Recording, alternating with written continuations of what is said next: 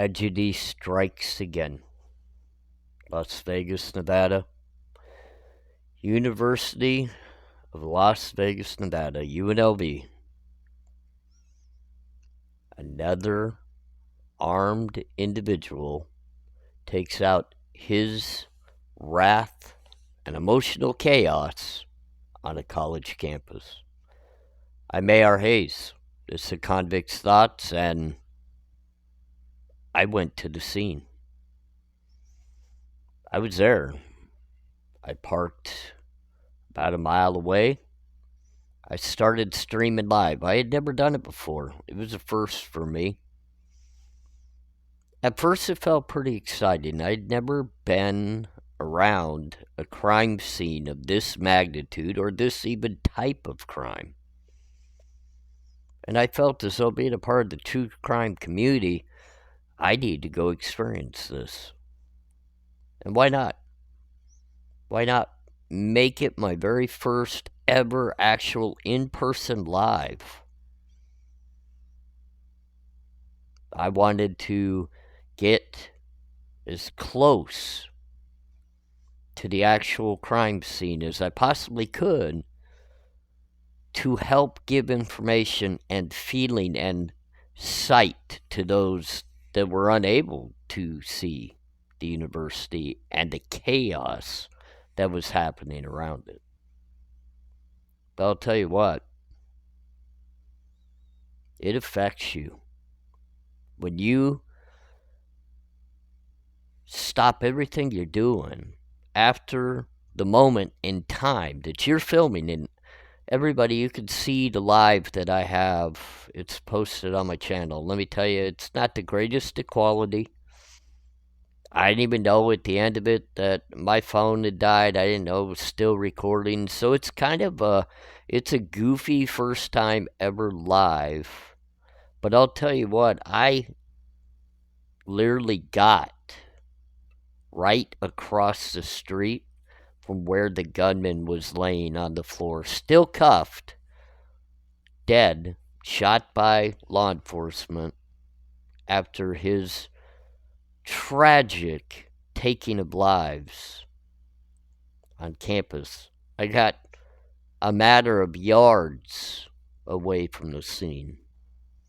I plan on going back to UNLV in the next couple of days as things die down. I was going to go back tonight. I stayed behind to let my phone charge because I felt as though I would walk back and see if I could capture the movements of law enforcement, SWAT, and everybody that was controlling that crime scene. But I just wanted to give them their peace and their privacy. And I know that sounds odd because not everybody's going to do that. It's going to be everywhere. There's news cameras everywhere. But in my heart, my mind reflected not only to the 3 lives lost, the one individual that's actually in stable condition at Sunrise Hospital. At the very first, she was battling, or he or she, I don't know for sure as of yet, was battling for their life, and now it's stated they're at least in stable condition. Gunman is dead. The crime scene is secure. And now the investigation as to the why is taking place. And I feel as though I need to give that space for that to happen without me hopping over fences and crawling through little crawl spaces, going underneath the crime tape to try to get information. I don't know. It's just something within me that feels as though even all the college students who survived but endured that, and I'll give you more of the story here in a second, but there are so many that endured so much about this.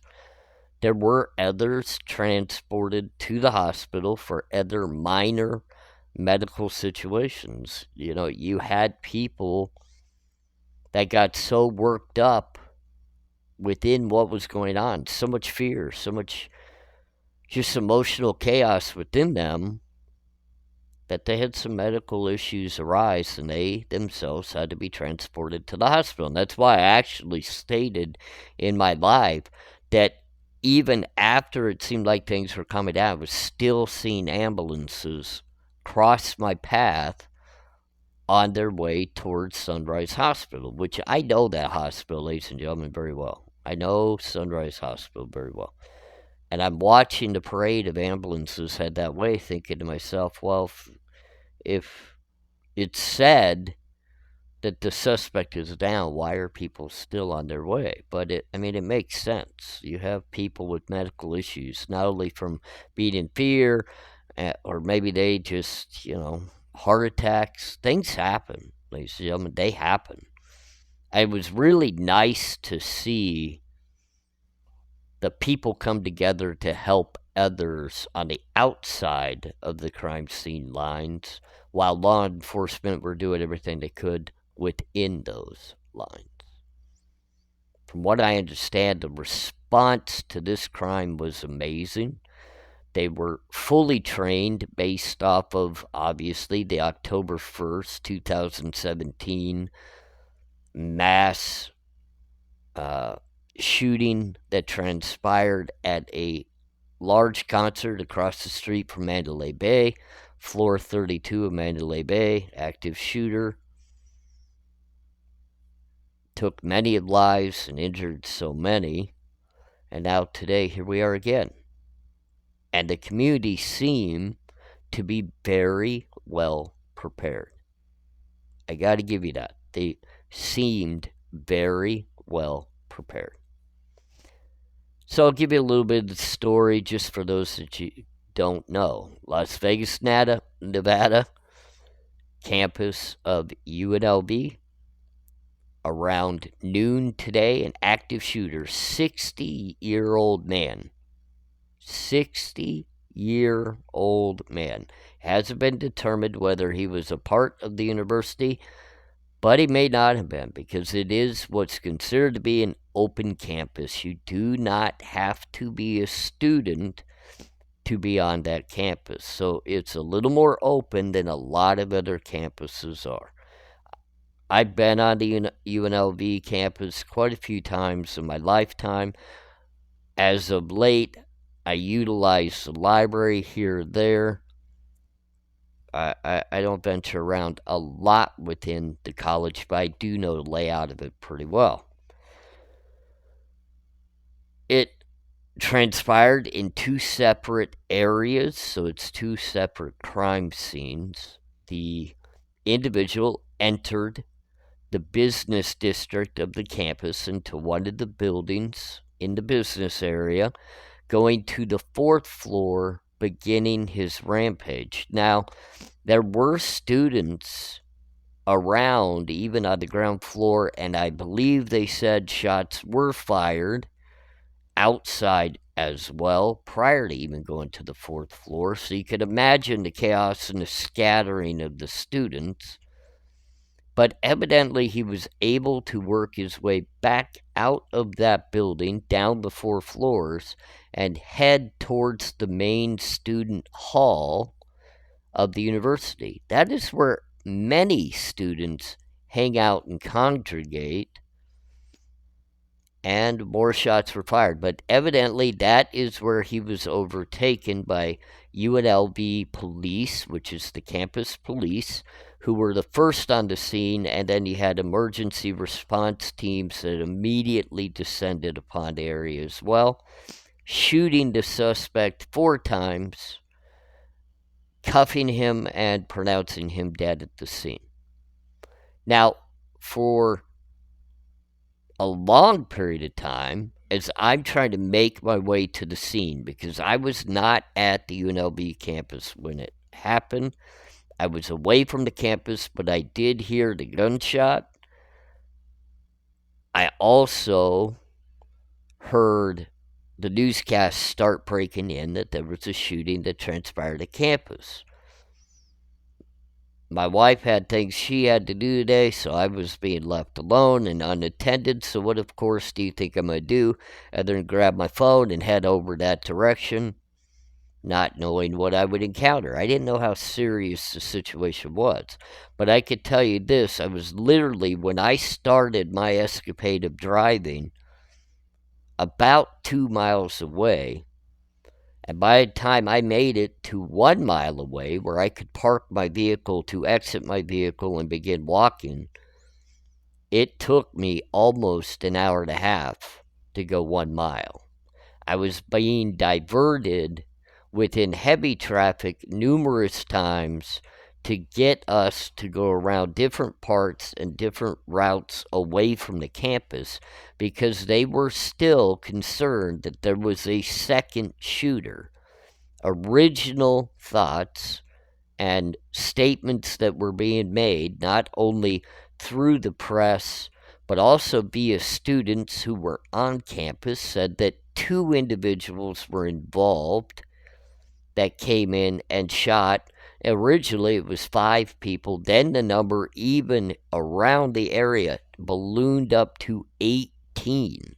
So there was a wide range of information going around. And that is the hardest part, ladies and gentlemen. If you are not right there, like I was today, where I could hear the officers' walkie-talkies. I could hear them talking. I could hear the people around me talking. I could hear the students from the campus. I could hear the tidbits of the actual truth that were not at all triangulating with how actual mainstream media was presenting. I even took a picture at one point of what I saw on a TV screen at a local Starbucks that confirmed multiple shooters, with multiple shooters on the loose still on the campus. That's why the helicopters were flying and dispersed all over the area trying to find them. Let me tell you, when I was able to get within the crime tape, and if you watch some of my live, fast forward a little bit, when I'm actually feet on the ground and walking, I get into the crime scene to I'm touching the police cars, walking within a very short distance of where everything happened. I tried to get as close as I could. Whether that's smart or not, whether that's respectful or not, I can't say, but I did it.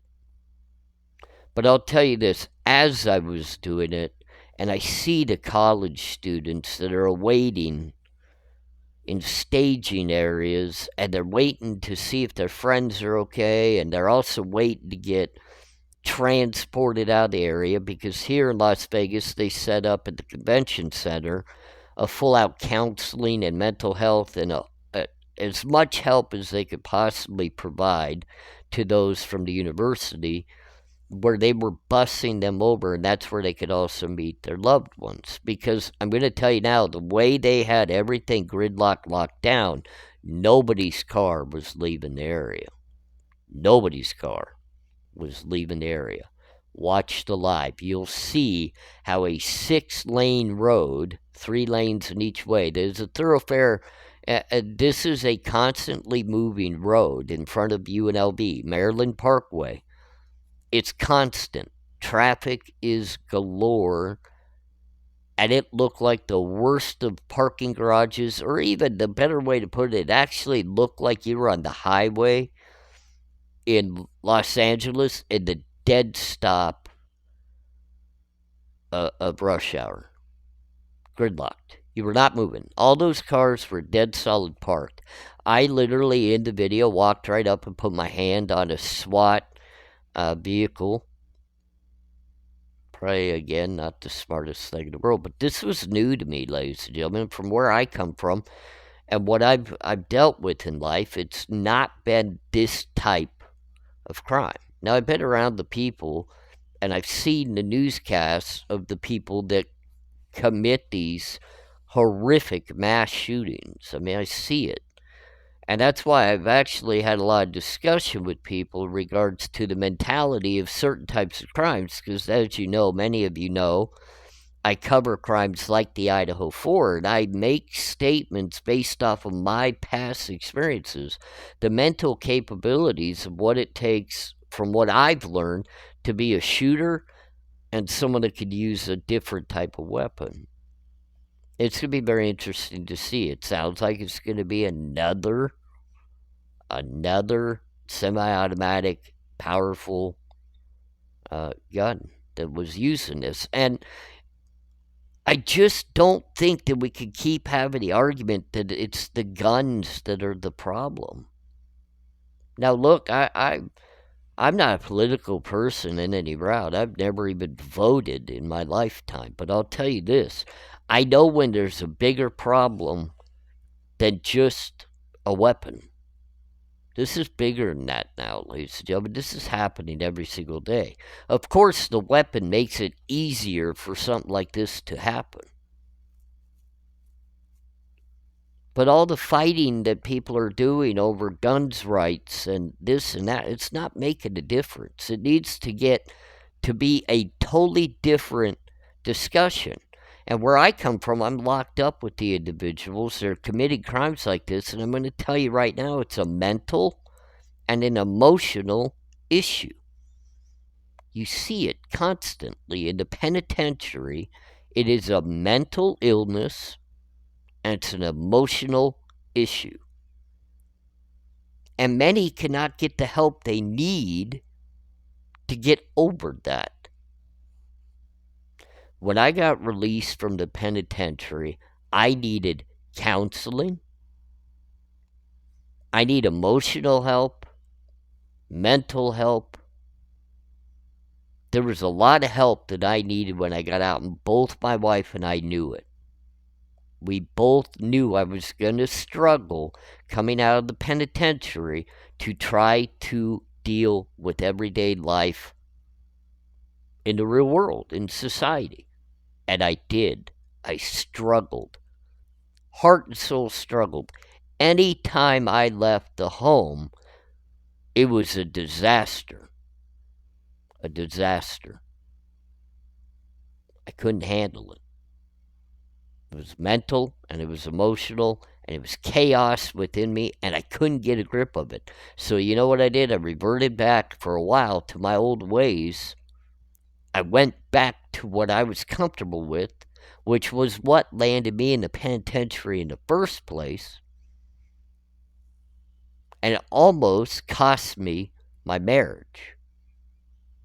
But you know what? The entire time from the day I was released from the penitentiary to the day my wife put it strict right down to, here you go. If you do this anymore, I'm leaving you. We fought to get me mental help, counseling. We even wanted to get me to actually go in therapy, meaning any type of mental help I could get, a psych ward, whatever it was. I was willing to even turn myself in to the facility and do intake therapy. Got denied every time. Got denied every time. I didn't have insurance. I didn't have the financial means. The people that in my life would have had the financial means, because I do have a good family that has worked very hard in their life, and they could have financially helped me, had walked away from me in my life because of my actions. They couldn't deal with it anymore. I'd put too much stress on them. I don't blame them. I don't. But I had no route to go get the help I not only needed, ladies and gentlemen, I was willing to go get. I was pushing for it. Where most say, no, I'm good. I knew I needed it. I couldn't get it. That's why when I make a statement in regards to my feelings, this is my opinion, this is my feelings. When a crime like this happens, it's much more than just the weapon. I get it. The weapon allows it to become easier to happen. but there's still some reason why it happens. And it's typically people that truly need mental and emotional help and maybe just couldn't get it. How many out there just don't have the financial capability or the insurance to get necessary help? I mean, what were my options? Just to go to jail? What was that going to do for my mental or my emotional recovery if I'm just going back to jail where every step of the jail is exactly what I've been doing to create the issue to begin with? Before I went to the penitentiary, I was not a violent person. I was not one that was unemotional. I cared about people. I loved my family. I just decided at times to make bad decisions and commit crimes. But it was the penitentiary that built a stronger criminal than what I had gone in as. It had built somebody that had lost touch with their emotions. My mind was not stable enough to be able to handle the twists and turns when I came out of the penitentiary that life and society threw at me. Every curveball threw me into a deeper realm that I didn't care if I hurt somebody. I didn't care if I took something from somebody that might have been something they needed to survive. It didn't matter to me because that's what I had built within the penitentiary. I'd become a much stronger criminal than what I even had gone in as. So when I got out, it was quite evident when I got out I needed help right away, and I had none. None. No options. We looked for them. We sought them out. And I know everybody says you can go get state help and you can get this and that. And trust me, when you're getting out of the penitentiary and you go apply for that, they'll give you a couple $100, maybe, every couple of months for food stamps. And then when you start talking to them about getting actual, real medical attention, and I'm not just talking about like being able to go to a doctor to cover an injury, or I'm talking about actual, real mental rehabilitation and emotional help. There's not a lot of options. How do I know? I looked. We moved 3 different states. We didn't even just stay in one state. We moved 3 times. A lot of people have questions of why my living situation is what it is at this point in time. Let me tell you why. We gave up a beautiful home with the 2-car garage, huge backyard that we owned, of course, making payments like everybody else. We had a mortgage. We gave that up willing to be van dwellers because I was then off of parole, to travel with our dogs. We sought medical attention in various states to see if we could get it. But what we found is what was helping me stabilize was being on the move, not staying in one place. So for those that want to kind of hate on me for my living situation, there you go. You go fill out an application where they want to run a background check, and it's going to take them probably about 4 days to come back because they're going to have to replenish the paper for their printer so many times to print out everything that's on your record. And then all they're going to do is turn you down anyway, so why even try? I don't complain about it, ladies and gentlemen. It's okay. It was my own actions that got me into the places of life that I'm in. But today,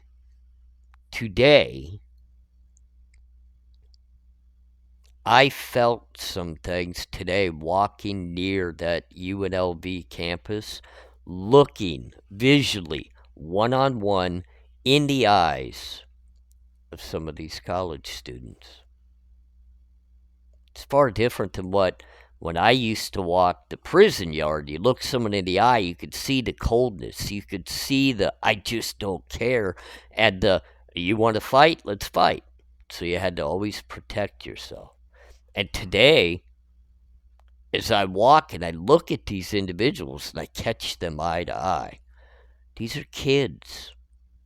These are college kids. And they're scared. It's humbling. You feel for them. You almost want to walk up and give them a big hug. But you know you can't do that. The one thing I could do out of respect was anytime I was coming up on a grouping of these college individuals, because I actually walked through some of the staging areas. They'll tell you how smart I am, too. I would have to turn my camera, instead of being focused on the surroundings, I'd put it back onto me and talk to the camera so I could give them their privacy. I could see the pain. I could see it. These students will not be going back to class. They're done for the rest of the year. And just think about these kids that are trying to get their educations are during finals week. This is midterms week. They're all going to put their books down. They're all going to put those pens and paper away. And most of them are leaving. They do not want to come back. They don't want to come back.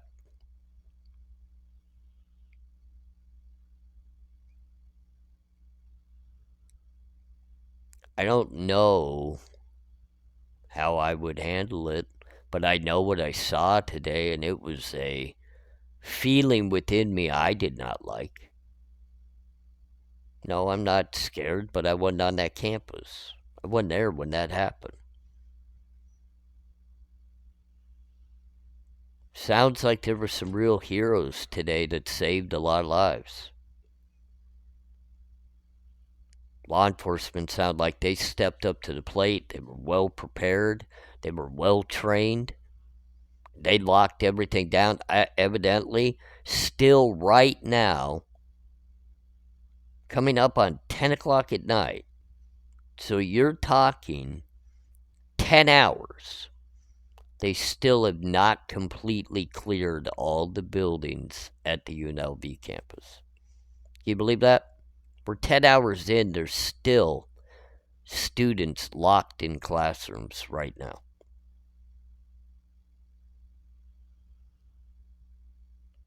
It's a lot to think about, isn't it? Could you imagine being one of those students right now, locked in a classroom 10 hours after the fact? Obviously, you have your cell phone, so you know a little bit of everything that's going on, and hopefully you've been able to reach out to your family and touch base with them, but you're still locked down. You don't know the chaos that's going on around you.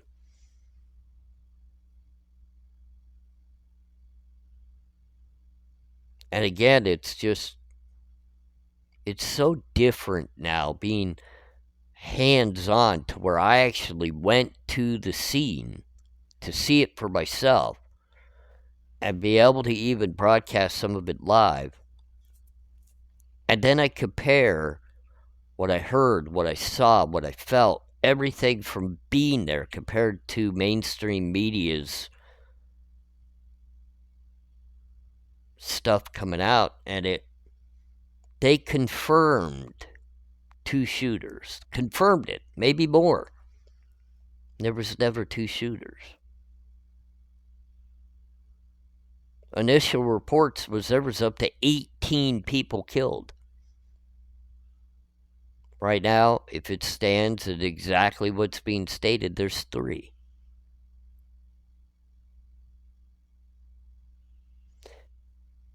That's why I have a lot of questions for mainstream media. We got to get it back in gear because you know what? When I was young, I used to rely on you guys.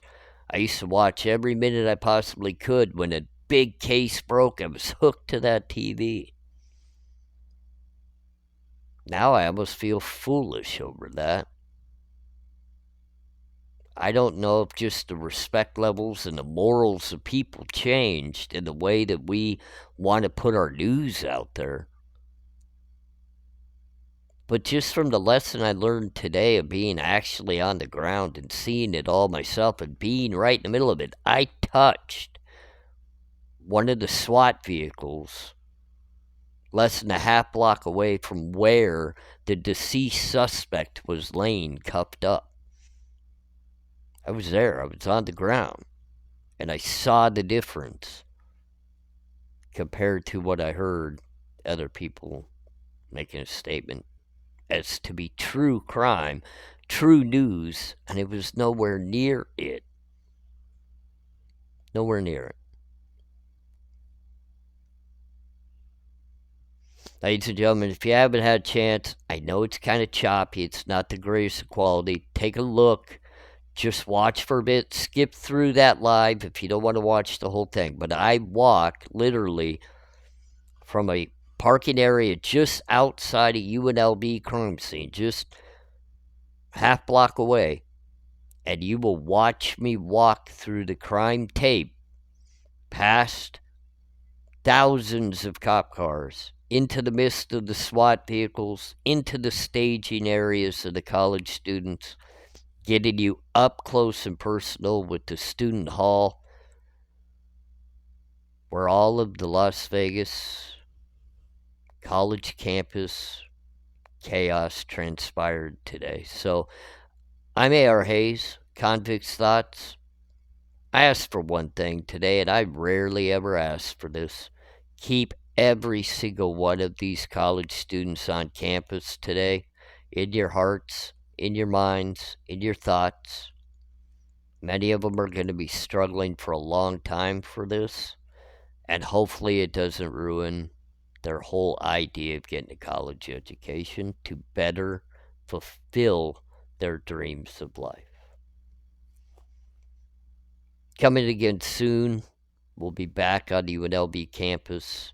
As soon as I can get there, I'll get you into the limelight and we'll go live again. We'll show everything I can.